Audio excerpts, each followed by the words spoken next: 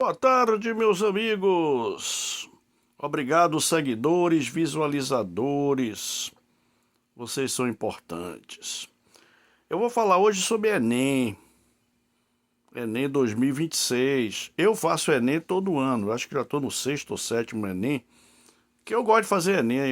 Eu me distraio fazendo as questões. Eu sou professor de física. Então eu gosto mais da segunda prova, né? Mas aqui vai algumas dicas importantes, né? Partindo do pressuposto que você está tendo uma boa preparação, né? Então, tão importante quanto a preparação é a estratégia de fazer a prova. Vamos lá. A primeira prova, que é de linguagens, história, é a parte de ciências humanas, não é? A primeira prova você pode fazer sequencialmente, não é? O tempo não é um grande problema que você não tem conta para fazer na primeira prova, entende? Agora, é o seguinte, quando chegar na redação, faça o rascunho. Porém, não deixe para fazer a redação final depois das 16 horas. Entre 16 e 16h30, comece a fazer a redação, né? Por quê? Porque a redação, você tem que fazer uma boa letra. Lembre-se que vai ser corrigido por um ser humano. Então, faça uma boa letra, não é? E se houver alguma coisa para mudar, dá tempo de você mudar, do que fazer as carreiras, né? Então, a ação é uma parte que depende do ser humano, né? E outra coisa, olha o título. Já houve situações que eu tirei nota baixa na redação porque não entendi bem o título. Entenda bem o título da redação, né? Para você não comprometer o resto da sua nota, né? Então é importante você entender e não se divergir do tema central. Bom, prova número 2 é diferente. É aquela que tem muita conta. Tem muita conta não. São contas fáceis, mas são muitas. Por isso que cansa. É fundamental, no caso, você aí já não faça sequencialmente.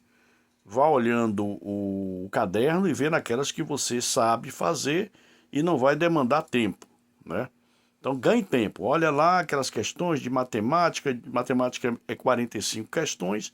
Vá fazendo as questões fáceis, vá de física, química, biologia, aquelas que não dão trabalho, que você vai ganhar tempo para aquelas mais complicadas, né?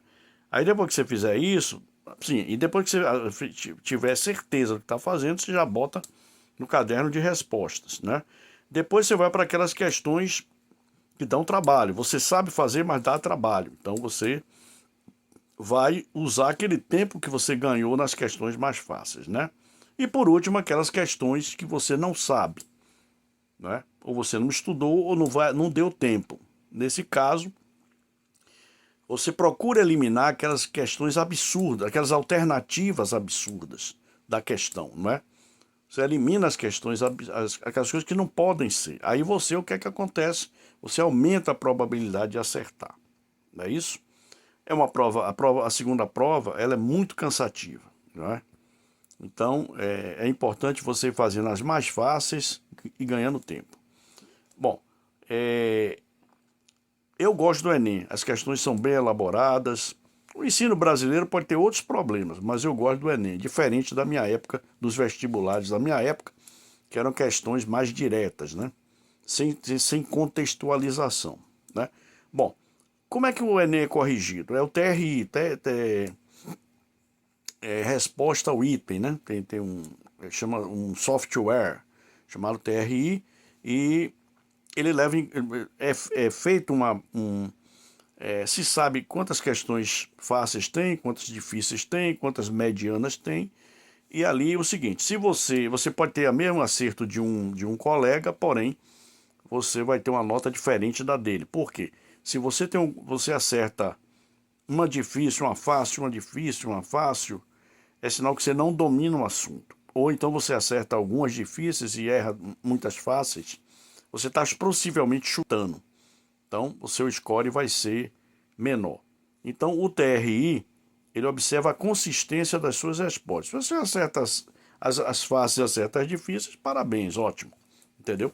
Então, assim é que é feito. É um software, não conheço em detalhes, mas antes da prova já se sabe X questões difíceis, X questões fáceis, X fazem aí uma distribuição estatística e, logicamente, você vai fazer as questões e a consistência das suas respostas é muito importante. Mas lembre-se, é muito cansativa a segunda prova. Não sei porque ela tem 30 minutos a menos do que a primeira.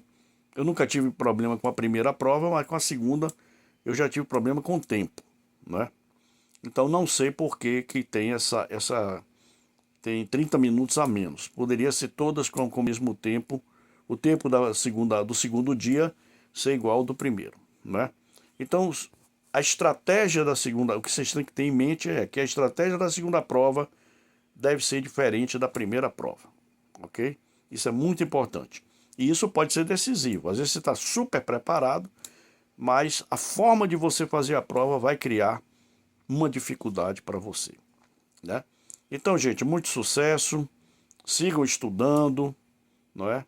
Talvez quando chegar mais perto eu faça mais um vídeo, viu? Boa sorte aí e ó, juízo na cabeça, hein? Quem tá precisando nesse mundo revolto, ok? Muito obrigado.